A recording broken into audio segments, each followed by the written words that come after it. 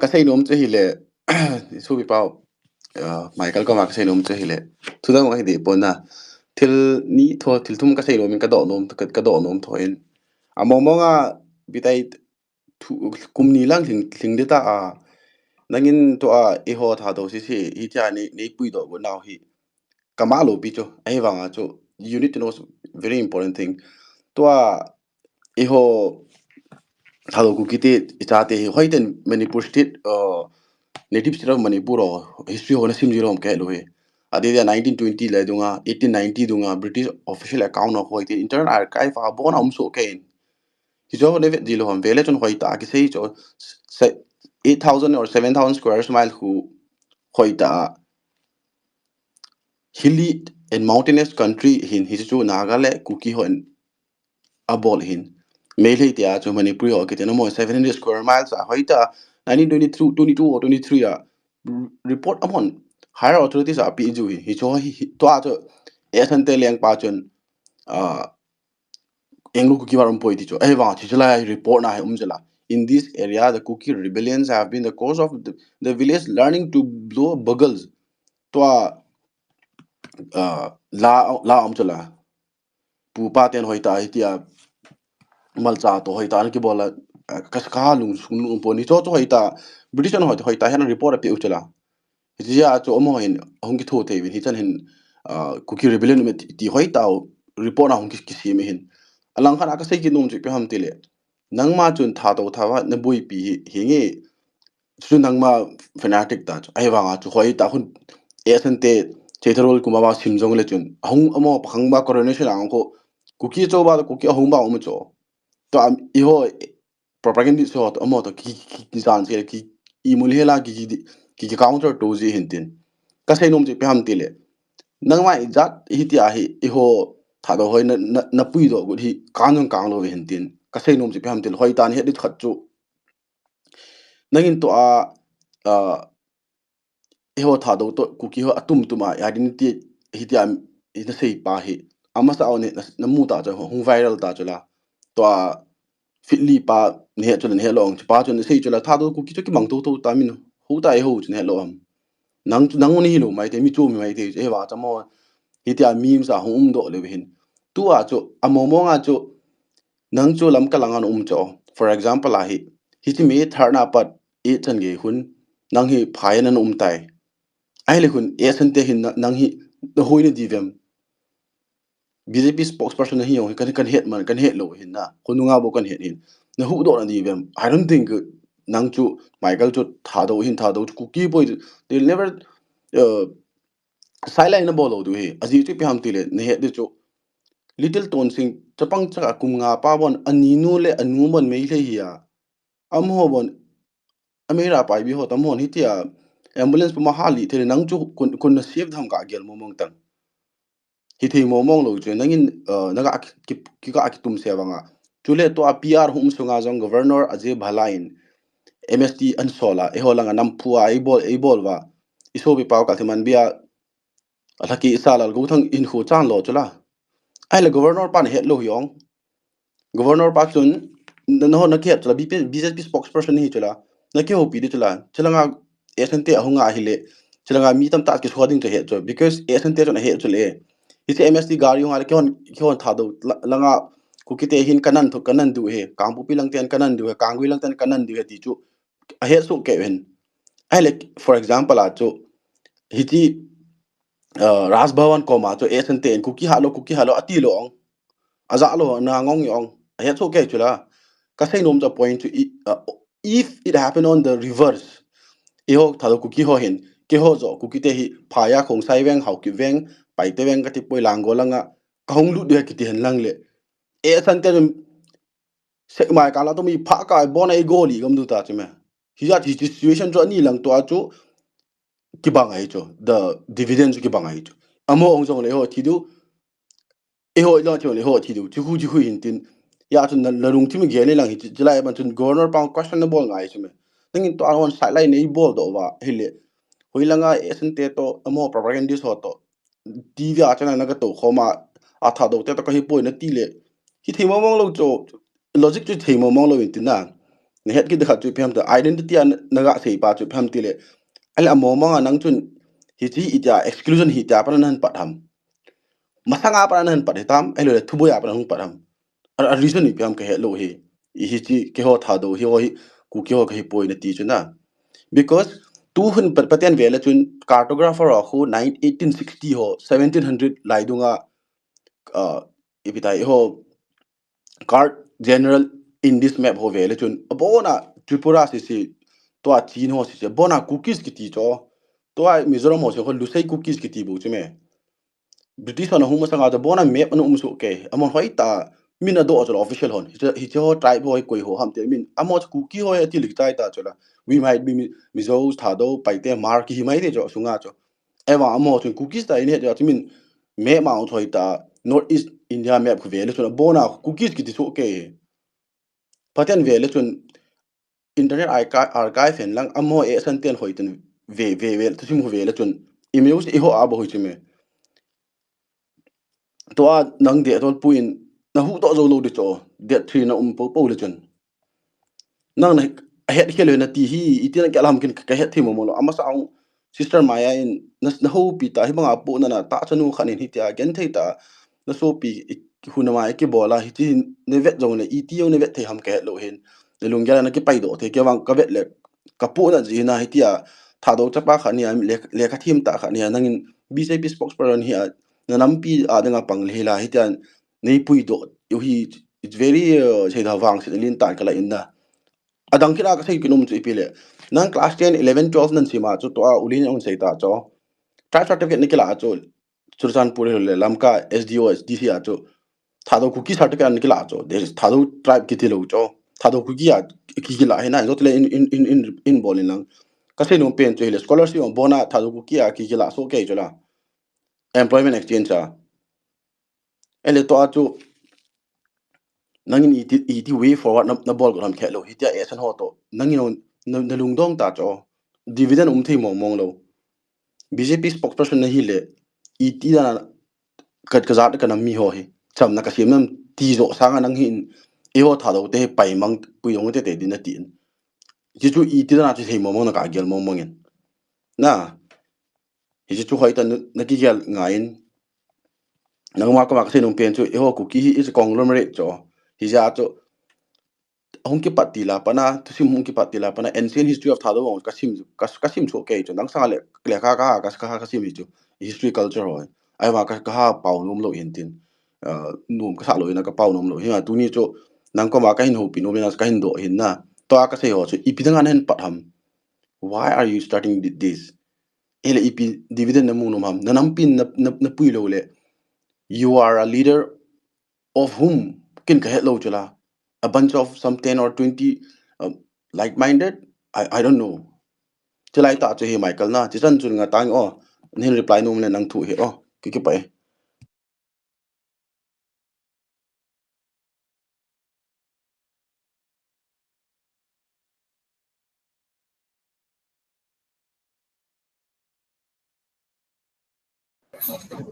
Kipame. Hello, hello, brothers and sisters. Ashik, I'll explain to you. Let Michael speak, then I'll give you the mic. Mas pena No, no, mas pena I will just listen. I will just listen. ka say nom to You won't understand, na? Anyway, think. ka say nom to bawa na to Robin to ke kyo na kiti cho Robin nong ai pon ke ong kai pon lam ni moi chong loi nau pa ham ko ham khat hu lam kham the thu pa cha pa hu le kilo min ka khol le ke kai pon chi chu thu pi be se nong ka gel pon chi chu tha be hoi ke lo dar pa chu ka se hi ani na chu cookie rebellion ki ti min englo cookie ki ti am lo ja chu 2019 kuma chu na go hon boy na siama mai the to siama chu cookie in pi o makai na chu CM XCM birenin ko khoma ke chlai chu ma tong ka ke nai pon FIRA bol kuma mat di good like ki hot to ki thwa ai mat good like le kilometer 2019 hin ka hil lo le cha chu ki ho to wa yang lo ki ti hi anxiety khat hi je chun yang lo ku ki history am poi ku ki rising or ku ki rebellion omin atiwa in defense of ancestral land ong chu lado win lang in defense of our dignity and freedom a hialun tiwa ilam kai ho chu na kinop tu wa state restricted holiday yung chun na pi over yang lo ku ki chu kila do aku ki rising ana hialo hin emotion san be se ja chu lam kai respect lo pat na chu number 1 chu cha chung ki panai tan ya chu ti a record na chun ku ki rebellion au me locally ho chun ha do gal ti nong ke he zo ho chun zo gal ti zo mo na ke he adang ho chun iti het mo bang chu ka he poi ya chu teng lo ku ki war hi tia no ten tu na khat ve ki ho la china sa ilam kai ho win anop na sao recognition chu kum za khat ling ta koi man ap lo hin xcm birenin e het team pi war recognize bol pi le chun state gk ho state holiday list wa hung pan ta le phai tia chu ku kin pi lam kai ho na bol le mi pi lung hang khan ti chong chu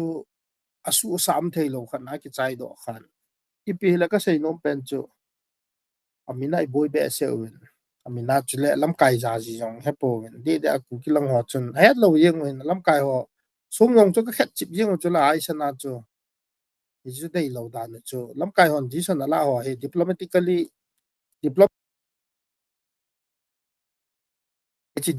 win ki bol ho hi tham cha khat ni pi hen emotion control theila phadi na control po wang se dum ta khat ti chun omin chule hi chi conflict hi para chu ke hi phaya kom hi fala kom hin that 7 hama ka po do hin 7 ka po do ne chun kai no attack ka bol win ari chu ke chu biren to ai mu chap je wa mai lai to ai mu chap je wa chu hin infal kom lai sorry ka po do dibu ka nam ka len do ka po do ni chun that 7 ni chun missionary day hin May 7 chun kai no chu ga attack ke win ipi hile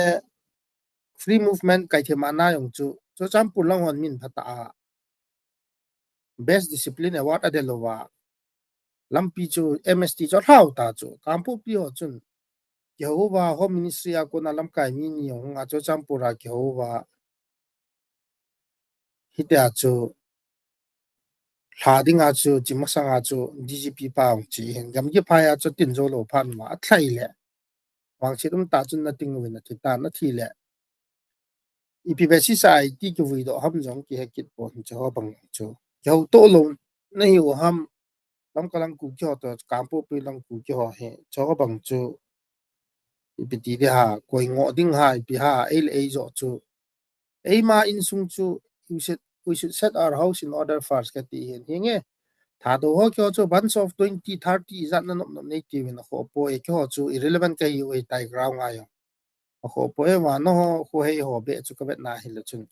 ki to thei dom le chun pa lak som pe de ha ti win lak som nang chu pe kit ta lo ta chu thilong chu ka mo la do wa family on sang som ni to wa la khat hama pe ti wa ka tu za dan to ba ka ti mar ho chun betray ki bol le tin phamo sa le over ti wa ti che hin ipi bolong le han a sei no pen chu colonial writing si zat sim nang le chun tha do ho chu tha do ki hin to ai relevant ta lo hin india constitution no ya ki pu india administration no ya ki pu hin manipur 700 square miles zat zat yong le chun Imphal Valley 700 square miles hin adang chu 7,000 square miles hin chila chu reserve forest la do in lang protected forest la do in lang wetland la do in lang wildlife sanctuary la do in lang ipp la do le national park la do le chun iti ka aham na sa demand na map chu na po do thai jam tin ngol ta kha na blanly in ki dong le ipi na sai jam wang chu ka hepon na bol thai lo mai te hin ya chu mi periodically a le si dong chi dong ya ke vai hom na dong ji ya tu a chu india administration na om hi tawin sei nom pen chu he chi conflict hu ma ko na chu sa chu political demand chu cookie zo mi ma ro chun dal pha sa ai le captain of the ship chu koi ham ko ham lam kai chu cha chu he chi lam kai pa chu feeding public aspiration sentiment hong chu idea point hoi hoi o mai hong le pe thei hin ham lam kai chu mai le ken nong ka chu mu pi no me PGSA or cookie te lam kai pa chu yes SO group ma om me sin si tam ta om me UPFK no om nai platform khana to home ve home ministry ai wa koi ham lam kai chu captain of the ship chu mai le dunia ka point ho hi put across ka ball no na koi pen ni wam lam kai chu chu tha do chu nei sei pe le chu kyau the hin a tha do chu 11 na ke koi jin ku kin no ya hin kyo sa khaw no ya om nei win hung ka ti ti na hung nei mo ti wai le chun kyo chun he chu ka hi lo piu chu noi wa kom lo chung wa kom lo na pang wa ka be lo piu kyo chu mi a trai ma tha do sa ka hi yeng wa hin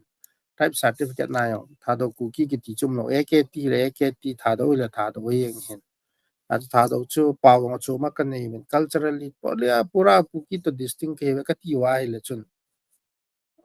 tam zo chu su pi sangam khat ko khat veng khat in sung in sa in thlang ne cha ke bang me po me ne me kang ne chính ni yo wa ki khan thei lo wa ki thung na chang ki bang hi yo wa khan thei lo wa ki gel yo wa chu ite ki chom sei ve ti le chun separation da na ki ya pa ki sei khan pa chu emotion sentiment cho to kha hin tin chok chu ka ha thi men ai wa nga cho ku ki mi na thil ke bol cho lam kai chu koi ya koi chu pu ki ham ti chu define ke bol lai le chun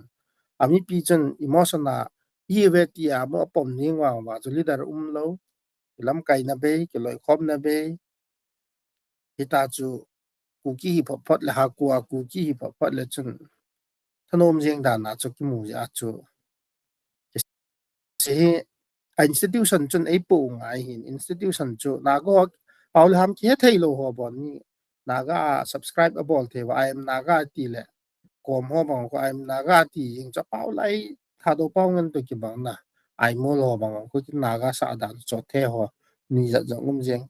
in bon ta chu pom the ya institution a chu chi the le wa chi pi mam ti chu 2015 na ko na ki sei hi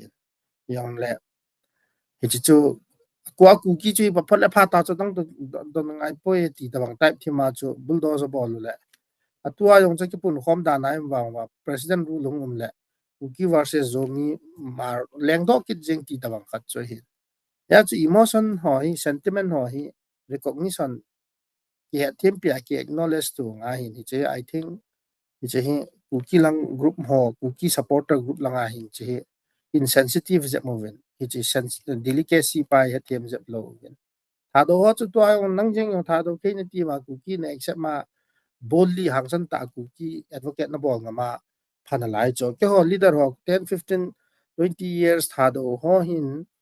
sei jing ho hin endure first hand experience ka ne ho wa dung ri a chu ke vet na hi le ku ki ti hi hope be hi ti hi politically socially culturally ti chu conviction ke la ja chu izat ke bol jong lai the poi ti chu conviction ke ni ja chu ke chi ya chi ja chu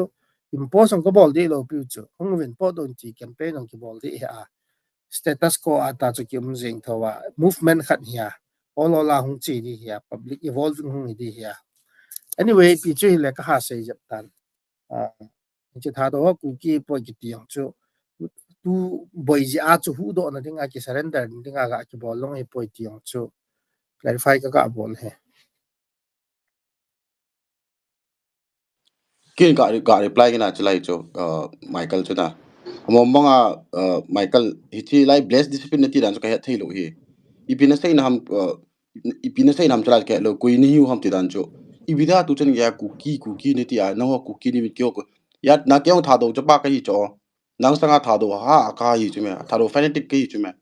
ai wa nga chu le lal go thang chu katiman ba lal go thang a ti chu ku ke thi a ti yam la tha do thi a ti yam tha do cha pa chu la sing chi do chu la elmu no chu la tha do hoi long isin na nai na po na the do chu zan hi vela zan hi a ho ina na kai khom pi Bible chang na sim khom pi la na sa khom pi khat na so pi pa khat zinga min e san te na thia thi ta ku ki thia thi a hi chu nangin Christian khat ni chula thakau na nei rong na so pi sang na sangam na pu na pi lo chu hi chu na mi na so pi na za na thi nung sa nangin cookie ni ve dalam kayo di point nei na ti thei ju ka dat mo cho History Judas have Caron in pakai isu history have boy. bisa tu Judas Caron in pakai isu ga aku kai cookie sona fuki Judas Caron in pakai isu som tuma ki ju toy nangin amomo nga chu ka sei lum pen ju pe ham tile hichilai na poda na chu keong thado ki chu na ele cookie thi ak thi zo ri cho meeting ni chula to ol cookie ho kom lang ho adak anal totel ho abona i ho izat pon ki bangso ke chula elen BJP spokesperson hi chula lung thi mang cha lang thu mang cha lang ama puilu tangem kati anangin ke ho chu thado si chu cookie nei la do lo it's like ki chatui la chu chini tui la chu bonoi cha la chu chini na la do ki how is going that possible either you boil the water tu yo se hu leng mang te ta then chini chu vom de ta cho ele tha do na la do la cookies go de ta ile na ti lai tin ni het ngai ti lai de se kiel cho Michael mo mo patien yel po o thank you Welcome. Uh, I'll be very short. No, Pulin. Sorry, I'll be very short. I'm not here to promote cookie or thado, whatever it may be. I have one question for Michael Mo. Mike, thado chuma na promote. Inam pia dia ipi apa chum na di ham. Thado chuma promote inam pia dia ipi apa chum na di ham. Iken te hi ham ti chuken chu kahit chuna. Thank you. Why the Mars are maintaining their distinct identity? That's simple.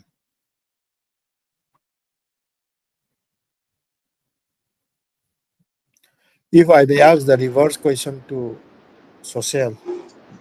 why the Mar wants to maintain their distinct Mar identity? Ayole, uti at nati le chu tua ziribam langa peace nati chu mar in pin jong arison khat chu Let us not mix it's the not working issue. anymore. First, let's deal with identity. Identity to same as a level. Abanting le present conflict. Identity say pa ilo pi chamin na sopi na sangam thata pi na say na life. Present conflict present conflict opinion differences chu. We can discuss later on. So since you have asked me like what will thado benefit if they say they want to maintain their distinct identity. Similarly, why Mar and Mizo and Zomi wants to maintain their distinct identity. Ayole pipa chum na di ham kati chu. Tua ahile mar mizomi hile jong we are not cookie kati lo chuna. Amo chu we are fighting together. Eiki kala chu ki het him lo na le jong. Nobody in the media I don't see like that we are not cookie, we are not fighting, we are this and that. Which is mong chuna. Ayole tua achu ma promote ki bol chu. I already asked you a question more.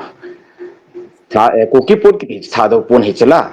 thado pau kita lejong cookie pau kitchena. Ayole atu ma ki promote chu inam pia dinga ipia phachom na diham kati chu ipia phachom na inam pia dia diham. So for the thado, protection of thado identity is utmost importance. So we want to maintain that distinct identity. And then secondly, if we are to talk about the present conflict to does thado voice really matters for the cookies? Cookie holding to thado ho opinion ni matter mo ngam kati so far na. So ting le enjoy sanin asay cho if you fight for the same cause, so sampu kampu pi ho chuni le ipibola so sampu ra chu MST ki sola kampu pi aju ki tingham ati tu chu inhuman ta ipiha thipa chu kai khat disrespectable naman hidi hi kai khat naman hidi hi ipi ama chu avoid ball thei thili chu ai chu ka hi chi pass to free a lying leo chun boilo mai thei chu ai wa nga chu amuna ho chu koi pen ham na lam kai chu ka heta poya tin de ti ja tin ta chu ale separate administration le khat pa chu an pu na dinga chu stepping stone na pang ta hinam hilanga na su pi hon MST chu ting lo hi la free discipline nei ta na hau ta chu tamsel cha ka pu lu na wa sol do kin chu e wanga hilanga kuki mama ho chun opposite wa thiong thi lo chu ale thi long ki ka lo wa compensation a pe ki lo chu nang chun tha do he na ti ya ama chu ki dong le kuki ka hi ti mai the ya chu a thi ta ka sei nom poi nang in nang ma one version of interpretation of tha do na nei mai the by blood na sit ho ho el mun ho so and so chu I am more thado my blood is more thado than Michael lamjathang na ti mai thia that's your ipiha definition of thado ya ho de ya chilang pang chu opo sang ko bol de ya ama chu kan ka sei nom pen chu athil chu ve to te ka ti thu chu movement khat na nei chi wang wa chu thado ho ku kyo le zomi ma ro chu ipt le chun khat thi a khat lang thi lo wa opinion chom na nei the yo ham ko ham na leader chu ti chi chu ken ka do nom chu ai wa nga chu he chi movement a ka pan lo ja chu tu ni ka question kha lo chu I never question in the media he chi ta bang disorganized this united ni dan pau chu media ka sai kha lo chu ken mo ai sum ka hi ja chu tha do pau hi ja tu ni ka sai thu ya ke chun tha those are distinct ka bo ka sai tha those are not ki ka bo ko strictly maintain ka bo la adang chu media ka sai kha lo chu ya chu tham cha chu ne he them pi nga in ten ka interest na pa chu distinct thado identity mar zo mi zo ba nga ki maintain go thu bo ya ku kia ko na ji movement against na thu ka sei nyong de lo ji movement I khan na ka sei yong de lo adang mo mong ku vele chun ka sei no mo mong no mu kha lo de ya chun na opinion pa chu respect ka pe sa na take dan pa le na thadop dan pa le now yearning na hi nom na pa chu oppose ko bol di he ana tha do ho ku ki tia ku tha do zo si ku ki ana po lu no wa ha tha do di set ke sa nga ha tha do di set chu ku ki ana po lu ja chu kun ki le no ka ti di lo pi chu a ji chu na sentiment chu respect ka pi ja chu ya chu tham cha de hong chu ki respect to ki no ngai chu ai wa nga chu the end means the so a chai na destination chu hun mo mong di nam ti chu ken tu ni a he e ho room sung hi ja chu ka question thu bo chu mai nong bol hi un lang na opinion pa chu ki respect to di chu phai ka ti thu chu ai la kin opinion so ulin just I just like to counter him ai le to ana sei dan cho nangman kung na tol so ningin na ai le nangma chu na destination chu holai chana pha tam kum ni janan to so na kung tol hi ko ham na ku nga to si cho kin thi na sei peng ting kang pu pilang si chun na tingun ku ke na lam kai ho di point na ti chu it is not about the leader PR khat unga hi chi governor pa hin sola hi chi Assam ra follow hunga hi chu itin wala chun ithi da lo za u chu la chu alo thei lo chu me e ho chun peaceful protest ke bol I bol chu la ahi wanga chu it happens lam kalanga chu iti bolam chu maine hello pi chu ibidanga na thi wa khalanga thi lo ham ti chu you cannot justify na hilanga kol ho mainland ron kol ho sipai ho chun e ho che tha no mi lo pi chu ai wa mon order ki pi chu rioters ho chu isu chu la chu koi chun nang chun na song na che de khanang chun ka tin na to koi ki ti yong mi na nam pi de nga po na la go thang chun na po na la music ke pang khom chu la ama thi de ke het ong nangin tu lai tu chan gi ya nangin na ho na lam kai odi point na ti chu nang lam kai ni chu hi le tha do te lam kai ni chu la na nung zui mi za nom ai na nung zui se se ka bona ka het so ke chu me ai wa chu ka sei se lo pi chu ai wa di lo wei chu me na ti na hi you don't have any destination la chu a chai na chun chun the end means the so ki ti ma na a chai ni chi vet diu ta chu chi a chu respect ki pi tu ngai chu nang na di po chu ti ngai lo chu koi ma chu ki respect tu ngai amo mo nga na mai ka amo mo respect tu na sei ngam respect tu na sei ngam respect tu na sei ki ga ngam kwa yo respect ga tu min lang ka do num pe mo mo nga aku ki la cho tha do majority chun la do la koi pen chu ku ki da awai pi te no ku ki te la anti ki wa mar te chun la chlong tia I gang te on chlong ku ki te le hu ji pen chu taong amo min bon na so ki pom ho chu ku ki tha yin do chu te ku ki ideology na chu ti ku chu ku ki pom ho chu ku ki chu abi yar mar ka bui ma tanggal ma naga at umachula. Eho si bidanga na po do no kahelo. Why do you want to go out when the whole nation knows that you are a cookie? Why do you want to go out? Chicho You've been targeted as a cookie. unity Hello, Why do you want to go out? thadou chu mic na popularize dom le na ball te chan ball na ai wanga.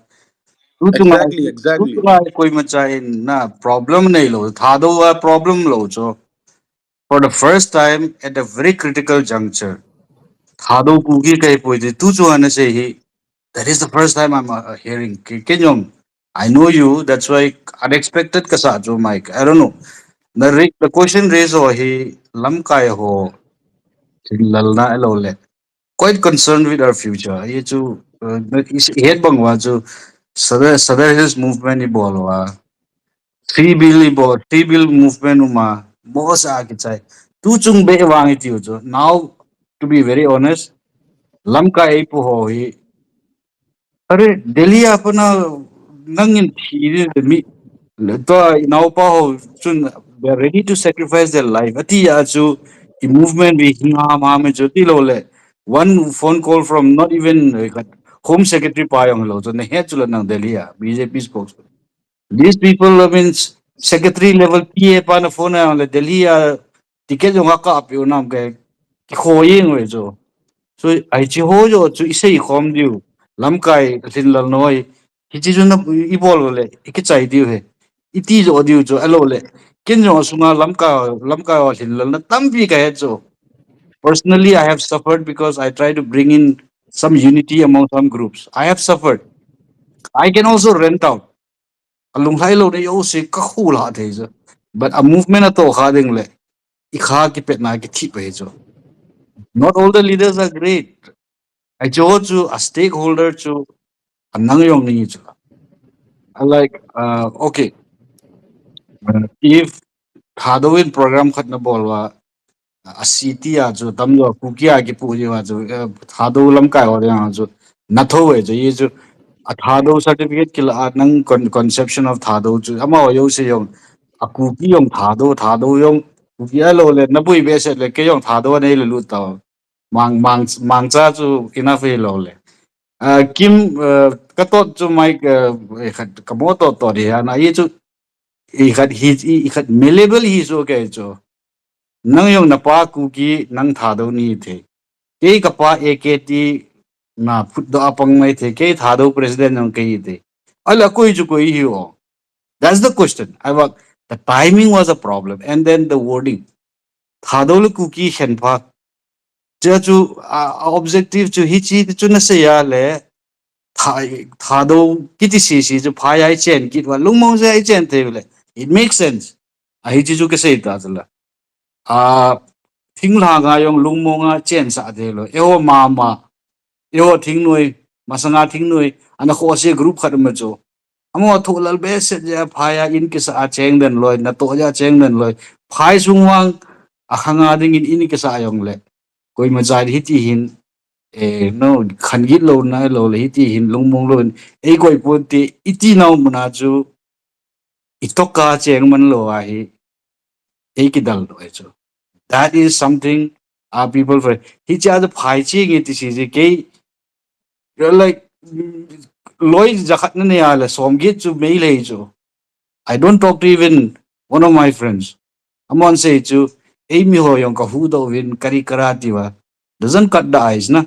Kim, welcome. Ama Kim he original host tul ha chu aman hosting like tul kapan man lo hin ka gel like a line ai chu mun se sports in ball kita cho Michael banga ke yong ku kyo kan dem du dai sports ball ko we le good ball ke di election hum ki ding election hum ki tha tu ki di gamo se ese mu di Michael na say pa chu emile ho in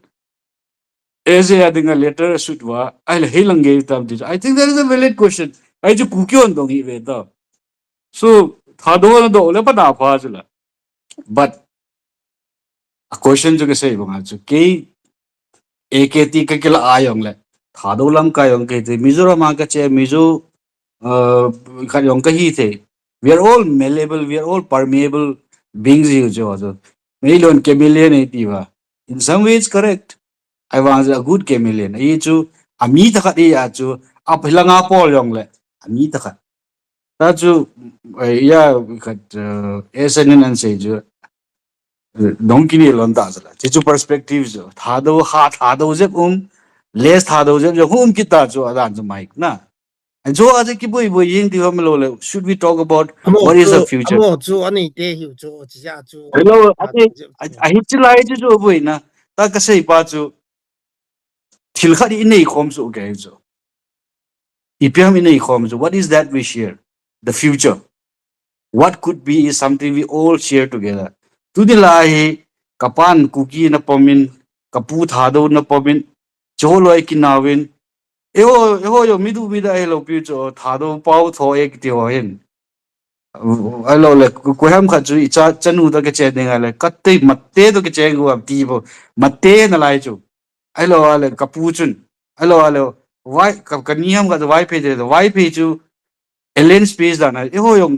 gampam na chi kha lo chu we are very puritical alo le purist yu chu in sungwa haukibla yong e khat dongul ya la cha sa te in hei lai bom su his state bu chu mowala de elo le kip gen la yong high p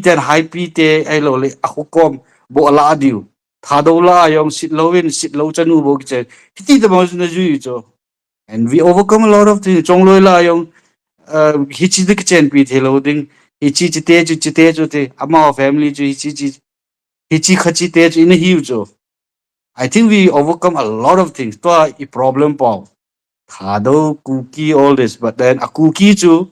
overcome ball thelo now to PM till we are being called illegal immigrants. One. And the other thing is something we have to base where we are from. I think achu wale kumbul yong kiti de ex yong kiti de. So there are some reasons why we chose something. I like cookies over tiva chichipe to a can come down there like Twitter as is it a can homa license kituta panal chomhajakina alo pujo. I lie yung can padwachu in langa saguset tambe as a lie like is an anki can. So the problem point out also very relevant. I want to nachi hill jail I am julet hadolo cookie. If they don't give you a voice, you have to get it. You have to get it. KSOL the cooking P Michael Lamjathang tell us. We'll support you. Not who to get the mic. I was a message at the adija. I'm got a kinesa major. So the KKT Kaimanazo, I'm not blind to those. Two shell good mate. So the exposed ball. I don't know. Chichu say until we speak the uncomfortable issues, a problem is solved. Healthy. Ayechu anum saying bunaniet tuni nakivan na anal taveti ho buke ho detiva. Hello, we'll only talk to people we like. How are you going to solve our problem? Problems ko ham tiale it imu nomlo ite inomlo. To say yung ngay nung lo pa a problem so ama dun ito kom lo dinga ikihou thepi jing pa to bo ikihou wala how are we going to solve the problem? I think that defines a national problem na ada jo anna mamin e het now so mail ho chun angol lo pi jo iti chu mi ki that dinga ko hi yong ke lo ke that do mike that is the highest crime a person can commit that's a strategy I think it's a lose situation na. So over to you, Kim. Nang in control nang pungtumbe awang kicay di jingkala bun kan agad din. Tu ni chu Kim ka bo ka ikat le. Kenong pung makay yan ka nga he. Thanks to Michael. Michael lambe manglut le. Kana kyo ng power. Hello, Lin. Long time. Tayo lung help ba no me to nang yun. Iti na yun bola le. Apa iti ikat piya lumay ki panahin na space hall dong hitam kat. Iti say di ha. Space ha isay tayo uma sung lang ay kyo na tayo uma. Dia tu space ha tu ki say ziteng le ni het tayo ding hem thu hoi tam pi ani ki sei do ji ja cho ka kha mong ka kha ki ti le kin ka kha jong lo pi ka bo lo mong a je chu thu le la a chi dan chu I hoi a hui nun dan chu ki ve hi ya na hoi langa ipitia ipi hoi lang narrative ipi sei do ham a je chu in space ki bol wanga chu ki mo khon ding lo in tin doi khat tu khat ne ya ki bol ji chu ai wanga continue ki bol ta chu tu jing wang hi lo ding Sunday ni le na doctor Sailen ka kawa ama in thamkhat political unity thu thamkhat a sei no maintain ibon che Kevin hung so ke uten Michael lamjathang jong hung ze en ki pau min na tu ni nan ki khop mu chu lung hel bano min ei ming ei pawa I bol kha lo hi time ei pawa space bol jong hi nga ngai ji hin tu I bol tu a hi mi khada khoda do men ulen che ama hi a khod dom pa hi na ngin hen pe o kalung hel wale ulen nan bol cho phai ki pau me ulam bem Esan Son of Cookie, X-Men, miluingen ngen he lung hello me, S-Cream, ipaw me no bon sa Kevin. Ako doon pa hin pi o ulin. Anang nakin pia nangin na nangale ayong kipang thilo ti as kikipalam kit na yeju it's very difficult to host na starting is very difficult if you sit alone wait for half an hour with no speaker like you look like a fool na kahethi mama Kolo pi so kolo pi so sa dong ki pandita tu sandya ki panay. we were discussing about Kim panelists or he thamkhat yeah, you choose them. Yeah, I trust you. But then, yeah, we have to. They should answer questions we ask. Huh? Ole ole. Okay, now I would like to give the mic to Sheikh. Sheikh, go ahead, please. Pachunang na page. Yeah, I sort of understood what you guys are discussing. Okay. Now the point is, we should be tired of all this discussion. Okay. This kind of discussion is not going to help any cookies or who believe in cookies or Myanmar or who don't believe in cookie identity who are third or first. These kind of identities are now baseless. You as a community are going forward, and you have to take your larger meta identity, that is you are a Christian Adivasi operating in India. If you look at what has happened in India, for example, right now, it is Kashmiri terrorists who are doing the crime, but it is Indian Muslims who have nothing to do who are paying the price. So you guys have to come up with some sort of unity among all Naga, Kuki, Mizo, Mar, all kind of Christian tribals. You have to come together, or else survival is very difficult. The politics would be very difficult for you to suffice. And I was very surprised to see Michael Lamjathang here. I don't know what he was saying.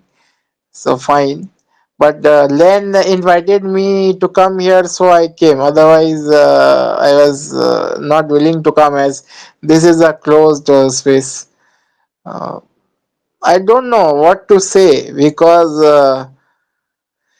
I am quite tired. Okay, sorry to say this, but I am quite tired of cookies or efforts because a lot of time has been wasted. We are going here and there. The trust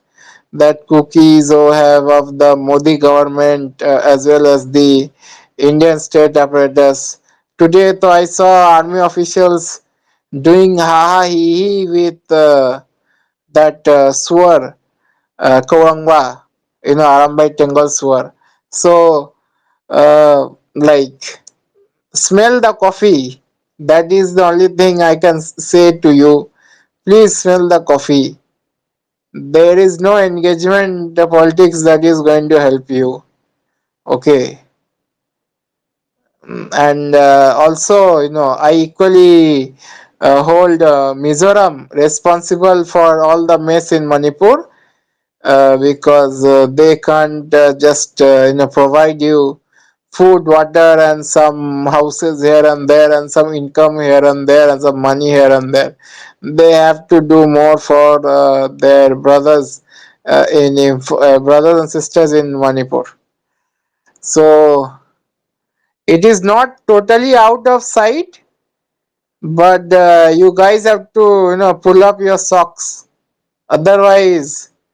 you don't know what can happen to you. And it's not that you are totally safe in Lamka, or the people in Kamkokwi they are safe just because it's cookie zo dominated area. Okay, don't think that just because you have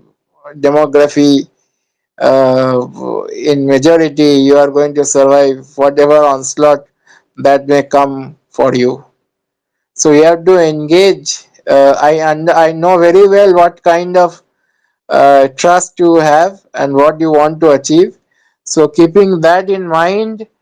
you have to engage in political manner.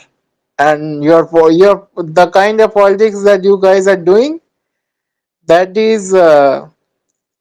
that is not possible, because that is a kind of appeasement. Okay, and the people who are in power are the people who will come in power. I give you example so that you may be able to understand. No one is actually criticizing Kashmiri Muslim society as such, neither the BJP nor the CPIM or the Congress, because eventually even Asaduddin Owaisi, because they would like to form government in Kashmir, and Kashmiri Muslims are majority of Kashmir. Same with Manipur. They have same policy in Manipur. Because the Meiteis are majority, no one is going to call out the Meitei society as a whole. So you have to do majoritarian politics. You can't do minority politics. Okay, this identity thing can wait. First, you have to survive. The only way you can do majoritarian politics is if you see yourself as a Christian people of Northeast, and uh, some it may help you in national politics, but at least the Church of Northeast, that has to be revived. Why? If Church of Northeast is not revived, then things are not looking great for you. Because right now, if you look at the Waqf bill, for example, they are going to snatch Muslim lands. They want to snatch Christian lands also. So they will snatch Adivasi Christian lands also. It's a question of land. Ultimately, it's a question of land. So I understand you guys have attachment and you guys are going to give up your lives also to protect your land. But before going to that stage, politically also you can do many things. Like Benjamin Mate, he has filed a case in Supreme Court. Ultimately, that proved very important in making sure that Biren Singh was removed as chief minister. So these kind of things need to be done also. No, if you don't think that you are not going to go out on the streets of Delhi or some other metro city, and you are scared of going to jail, then that is not on. Okay, so you guys have to sacrifice your lives for your people, but dying in front of a bullet is not the answer. You have to take the Gandhian way. You first have to do that. Otherwise, no, the whatever you guys are doing, it is not helping you. I have been saying this for a long time, and it may appear very condescending, but it is what it is. Okay. Sorry if anyone felt hurt by my speech. No, it's a good one. But from now on, we'll give everyone 3 minutes each only, Kim. Huh? Sheikh, what we were discussing was setting the house in order. I mean, we understand the bigger picture, but अपना घर पहले ठीक करना पड़ेगा ना. If you have to work on a brother thing, अभी what unity that we built up or was forced upon us from 3rd May, it's like kind of breaking away, like. So sometimes we need to remind ourselves that, the spirit of May 3, like no name, nothing is as important as being together as brothers and to survive. Sometimes we need to remind ourselves. ऐसा होता है ना, you have to tell your wife even after having 3-4 children कि I still love you. No, वही कर रहा है. तो there was the whole discussion. So we're not here to embarrass Michael, or we're not here to this thing. But some of the things, there are timing के issue है. कुछ भी करो वो सब we are discussing in a in an engaging way. वही था. And for you to kind of listen, and then I think you catch the gist of it. I think कुछ काफी हद तक for Michael उसका खुशी के लिए बोल देता था. थादो पाव काफी जान चुका है. Very good. So कुकी पाव भी जान जाओगी. Anyway, Kim, you give it to anyone that you want to give. I think we should wind up by 3. Yeah. We've got somewhere around 28 minutes. Son of Cookie. Nzo lang ato nang pawin na sa ino mama lain pa rin kilaw. Luhang sa son of Cookie. Luhan lo de. Mi khát gã xe na dấu phạt gã xe nghe. Speaker hitam lo hiya na ulam bem hiya, Michael hiya, Sheikh hiya, bhanje apude hiya. Quay lại ta cái áo Em phải mình suy nghĩ Ole say o have ulam bem. ikhat ima he ikum tamjong le ima hebe se cho ki pon nam thu ho organization thu ho ima cha ka het jong o pon a hi wanga ipona ji a chu hung pau ji a hi Michaelin na sei dan chu nang ho hi lamkai so ta anahi nahi tan thil dan ho CSO la hi han lang politician ho la hi han lang za chum phung tribe chum ku ki sunga ka la ho hi zong le experience tam ta na nei o hin he nge cancer ta bang na he che ho he na so na ong ma hitan e ho hi iti sei di ham kitu mota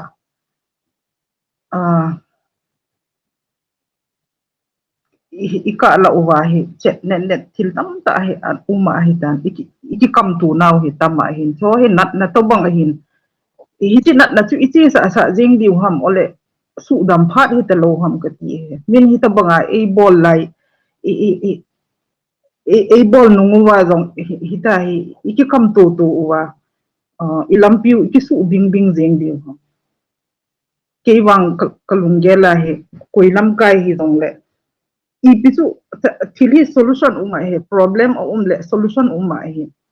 a solution hollo wa e ho ita he iki kheu wa hele ipi ilem lo diu hamna e masang future diu oblique nge e macha thei poye ji a chu nangin jong na hen se ya hele ke ho tha do i macha ka hi po ve na tin a thi jong tha do hi e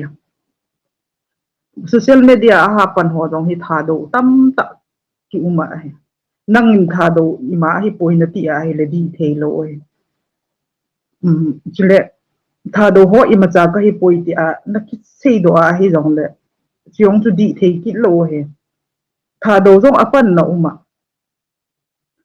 trai dang ho jong apan na so ke tha khat ta ipan khom ti ngule iplam khat thei di hin MLA ho henge ilam kai ho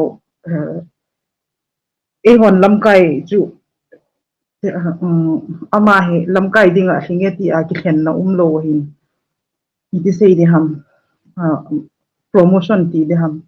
min ama he hi de he ti bo chu ana hi a hin ama he a fit de ti a ki khen be ana tam lo ji a chu iboi khaw hin thu lop lai a chu lop no wa vai ho mo hin thu hong boi pha na chu boi na tam ta hin to le visionary leader ina kitun do kha lo je wa I boi kha we to ayang nang rong khat na he tu ni tha he nge to se nge na hin se chu til north east lang ai lo le Christian community to se in hi ho te ho se pha gel pha rong ai pon tu ni tha ai se hi ground level ho le ho ke ka anim pe na tu I se yo hin nang rong BJP spokesperson khat na hin BJP to connection na hin MLA ho atam zo rong BJP to connection na hin ai le na ho government in rule abola hi ho ding hi imacha portion thei lo ham ipida thei lo ham sei na thei chance me na ho rong ami rong da ai po ye ami pin rong akisot thada rong na hi po ipiham iboi now namsung nan da ika la unan na ho rong hichi iti sam wa isu dam pha no hitalo ham ti ka sei no me hin space ho rong zau ji in lang nang rong nakitum sei sanga sa demand na chun alam kai langa pang le chun lo thing lo de ham ti ka sei no me chi choi he ka sei nom chu ki pau me o halam bem a phai hi tia hi ki ho lim hi na tam khat anoi langa patna hi hung ki pan vai ho hi khan kon nei te hiu ven na mi ki mo sen thei lo ki mo ho se thei ro hin ki ho na hum di ten la lam pi kharo mi hin Michael nang ne hin teng ka te phat nan ki hin ki la o kai ho lam bem sei ho chun don bu no mu mam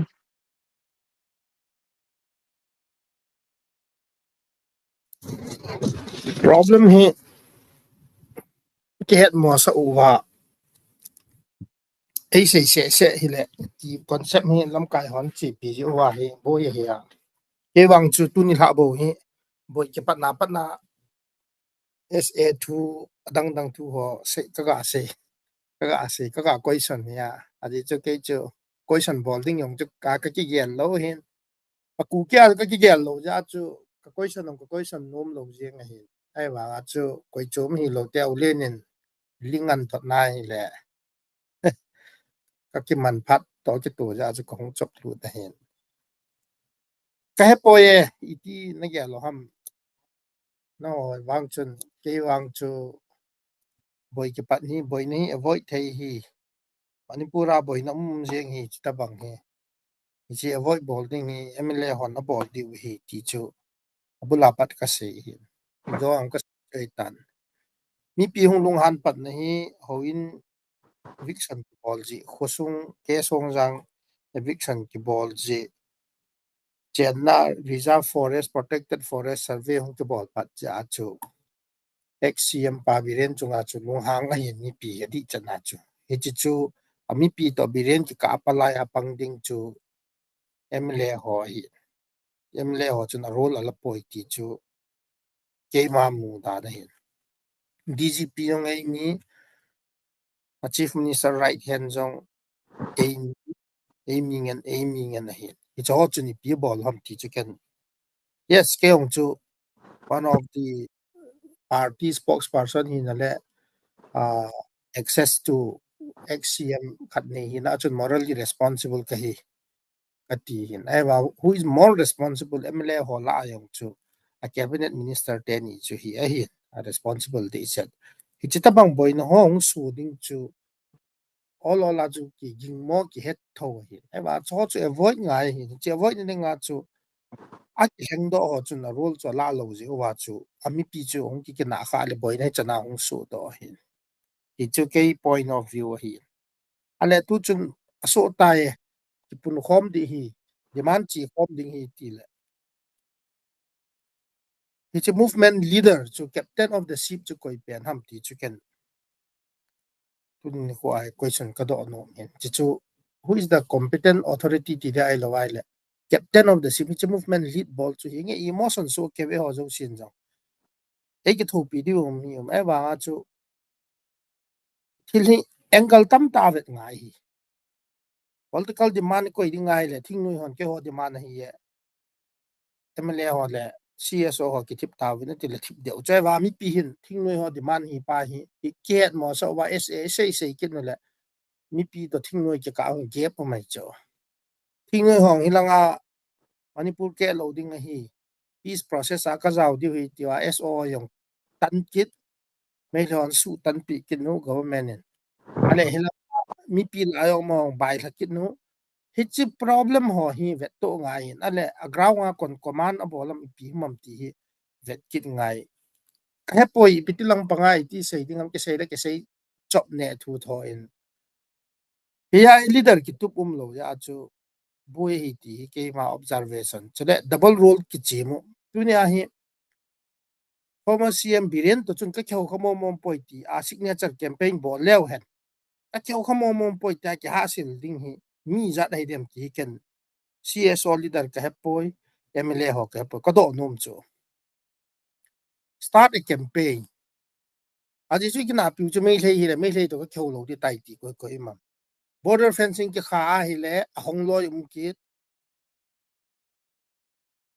mei hlei DC pa to khau dinga chi ready ding ki jing thai ni ati ta ba hypocrisy leader ho a hi om ja koi pen hin leader hi ya ko hin decide ham ti hi ken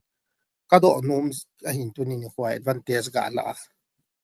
ye ye tha do ho ku ki poi ti a chi do pa chu chu ma ga koi ti di le subject chu ma chi le han emotion piu le ilung tu mo SA UT ki ti pa chu kon an pat do kon a leader ham to a chi chu hi chi mun dinga chu hin khu phal nga ma pang ho hi ti guide bo lai ti chi bol ti ding ham ti pa hi a chi thei de nga koi chen ti stakeholder khan le involvement le cohesiveness le synergy ta a ki combine thing ding wai pi mam ti chu abula pat na wang ki se ya pat na wang chu convince jong ka hi lo hin Manipur su ke ni ki ti chu ka ta san lo hin thi chai ke yong le ke di chu ka ta san lo hin se yong ka se hin mi za ram phat ko ma ngai yong cha ngai ma the win aji chu kon control mi ti ai le MLA yong thing noi ji te CSO lam kai jo si ku kin pi hang ho sa koi thing noi nyan hi kino ami pi yong ma phung thing noi mi a attachment so okay ai la ji pi bol khom ni pi ki tu mo na ipi common aspiration ni now pi ma ipi ham ti chu hi ji question ka ha bol pen chu hi ji ka hi ti breakthrough um thei ding ham ulen chun ma chu experience dom pen hi ma chun head jep tham ka ti hin ke chun ya chu phát đi gặp bị vang lậu là chân chỉ có gã sĩ hiện cần xây tâm kết tan cái hết sạp bên đan là cũng độ cái nên phía xong cho cao có hà bỏ nó bọn cần xây lệ emotion khi ra chúng chỉ xây độ khá hiện là ai bị lệ cú cái tay lô lâm đang ôm bồi thì mentality à bây to cả vang hi cú kia cú này mi dám riêng thì tôi agak lấy tôi lom ra cú kia mình là xây hiện chấm nào mình tiếng là non violence ahong uma conflict hong ke chai teng na hen koi man ku ki khai yong ti ngam lo de cho zen pijen am ti a hele injo au lien in sei cho ku ki hi brand ke bol khum ta ma tam ta chu illegal immigrant EPPP tam ta me tan ya chu thip be cha chu negotiation process a zawa choi thap tha ding ti le ilam kai ho ku mandate pe lo negotiation bol pat ding dialogue pat ding jong chu koi man mandate nei so yong kai ngam kit lo hung po do kin ti hot ta bang KZC zomi council koi lam kaya koi hi men det nei pian hi am lam kai mi zo sin veto power nei so ke khat om lo wa ke wik do de ti la mi pin decision la thei lo phat le ni ko chi tu jeng a chai na status ko hi ding na ga bang ki cham nong lo he la normalize sung hi ding da na leng do ki ti chang ko chama no che ki jeng ka poi ti lam panga ipi step ipi ti la de ham ti chu kenong solution chu ka nei de pon mungel sei na hi ya chu ka sei thu bo we